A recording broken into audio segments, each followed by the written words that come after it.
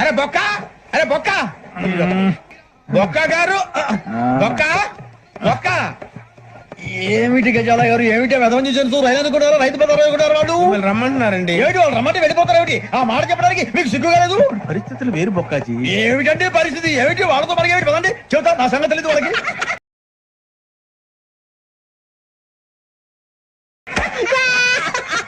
అడుగు బొక్క. రారా బొక్కరా, రానా రే.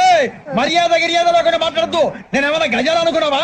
ఏంట్రా రెచ్చిపోతున్నావు? రెచ్చిపోక ఏం చేస్తావా? కొడతావా కొడతావా కొడతావా? కొట్టాలంటే పెద్ద ఆలోచించా.